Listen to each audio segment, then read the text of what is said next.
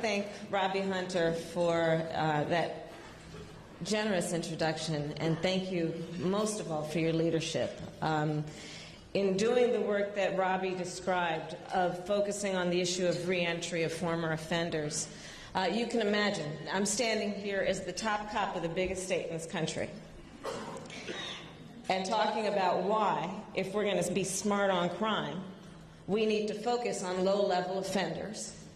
And after they have paid the price of accountability and consequence for their crime, why it is the mark of a civil society that we embrace that age-old concept called redemption, which transcends religions, by the way. A concept that tells us everybody will make a mistake, and for some that mistake will rise to the level of being a crime.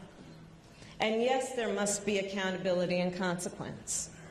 But once that has been paid, is it not the mark of a civil society that allows an individual the opportunity to earn their way back and do all that they naturally desire and want to do, to parent their children and participate in their community? And this is the work that we have unveiled for the first time as a responsibility of the California Department of Justice. And when we decided to do it, one of the first people I called was Robbie Hunter, asking would he, and through his leadership of the building trades, help us show that what we did years ago in San Francisco when I was DA there can and must be done statewide. And he has been an incredible leader. We recently launched Back on Track Los Angeles out of the Pitchess Detention Center. And I'm here to formally ask the rest of you to join our brother Robbie Hunter in working with us on bringing those young men from that detention center back into the community where they can do everything they naturally desire to do, which is to be productive and to participate. Thank you, Robbie Hunter.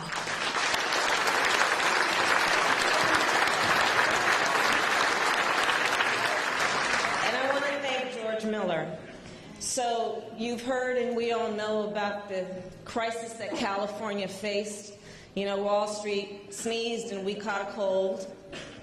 And so early on in my tenure as your Attorney General, when I took office back in January of 2011, we engaged in a discussion with the 5 big banks of the United States around how there would be consequence and accountability for their wrongdoing for our state that often experienced having 8 of the top 10 cities in the country hardest hit by the foreclosure crisis.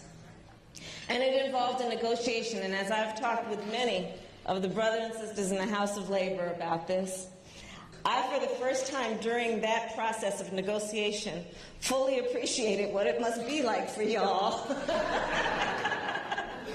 to sit at a table and start negotiating and trying to be a voice for working men and women and talk about why they deserve to have the dignity that should come with working hard and working honestly and believing in the American dream.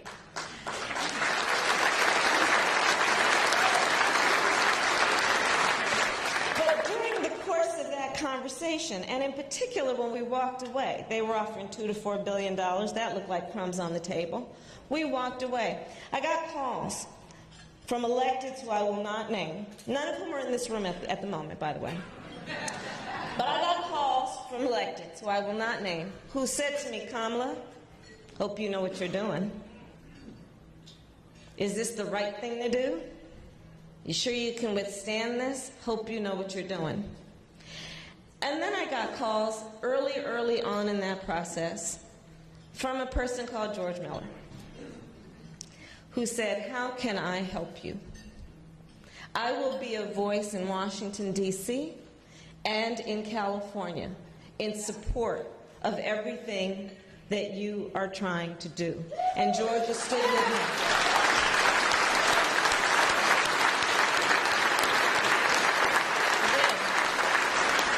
And as we know, when you're sitting in a room all by yourself, when somebody calls you and says, I'll sit in there with you, that's a powerful, meaningful moment. So I can't thank George enough. And I want to thank everyone in the House of Labor for the work you do every day.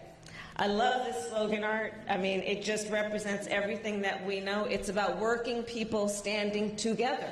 It's about knowing that we're not going to accept a false choice.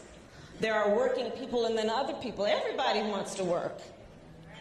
Everybody wants to work and have the opportunity to have a roof over their head, feed their babies, maybe put aside some money for a college tuition, and retire with dignity. Everybody wants to work.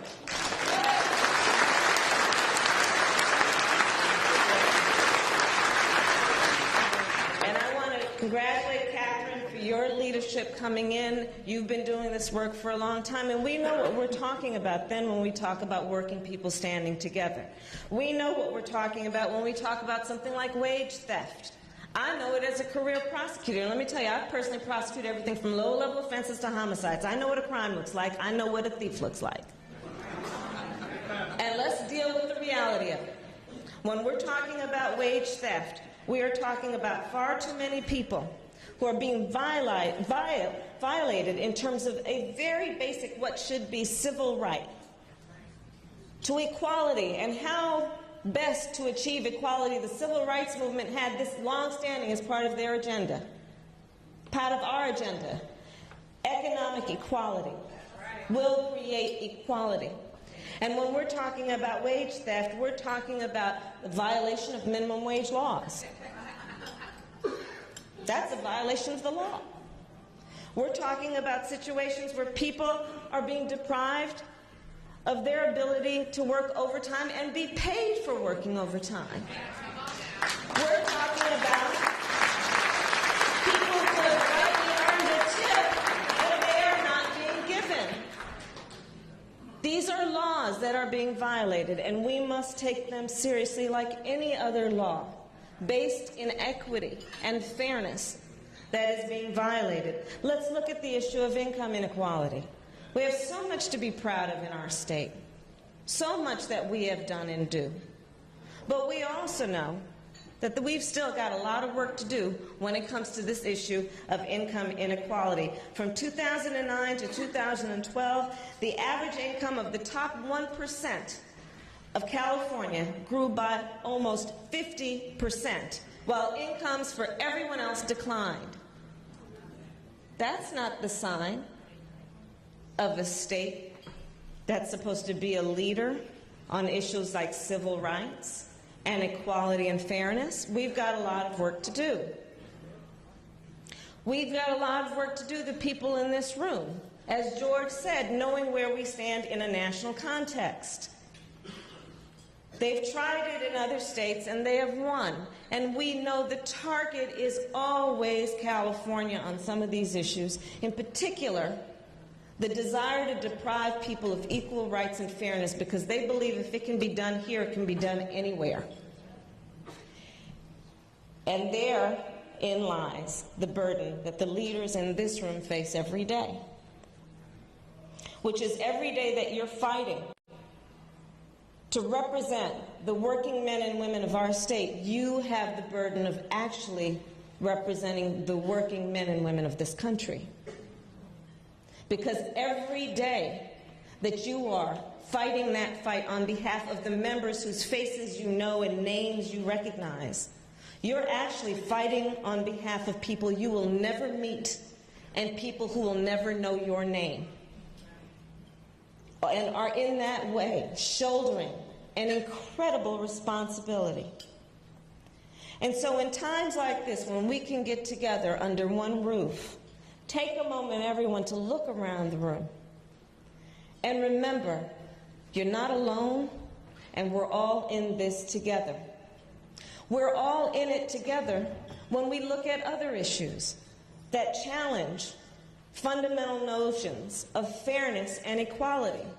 And by that, I'm talking about another issue that uniquely impacts California. We have the largest population of undocumented immigrants of any state in this country. Hard-working people. And there's a dialogue happening out of Washington, D.C. that has perverted the image of who they are.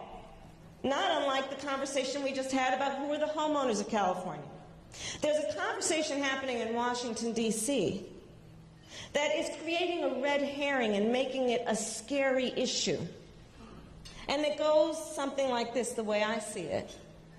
These are illegals.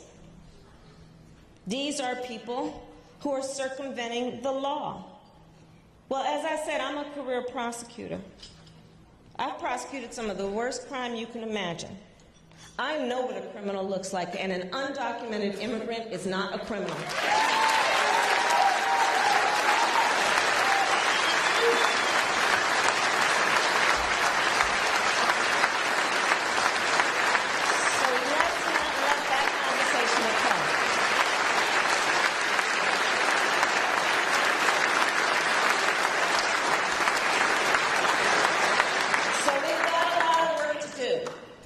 To hold it down in California and for the rest of the country. We've got a lot of work to do in supporting our president with the executive action, knowing that we're talking about a population of people who want to live the American dream, who do live the American dream. I mean, as an aside, I'll tell you, having done the work I've done, it is are undocumented immigrants that are the least likely to commit crime. So let's get our notions together about what we're talking about. And let's win that battle, which I know we will. I have published, and we're releasing it today, it's on your table, hopefully, the California Transparency and Supply Chains Act, a resource guide. So January of this year, our great legislature passed an act that is now going to require businesses to report what they are doing to address a specific population that often includes undocumented immigrants, and that is the people who are the subject of human trafficking. We think of it and talk of it a lot in terms of the sex trade, and yes, that is true.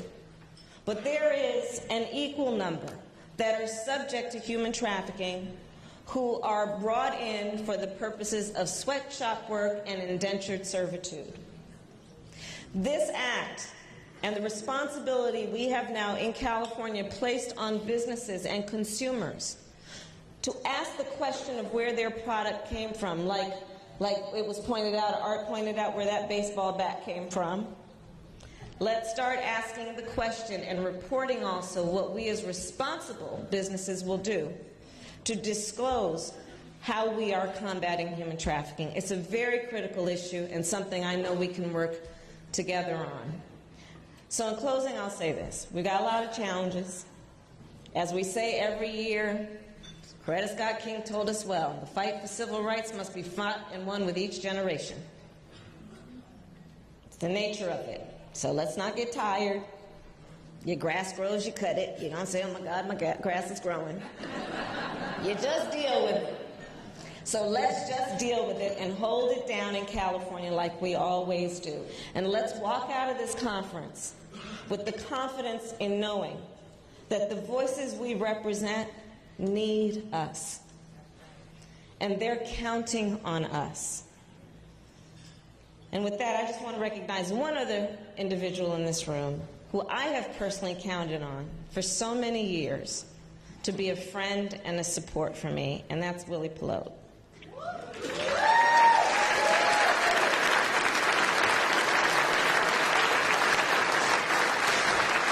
going to be retiring this year, but, you know, we're going to still be calling on you, and there are a lot of leaders coming up behind, but you are a very special individual, Willie Pelote, and I want to thank you for your friendship and everyone in this room for your leadership. Thank you.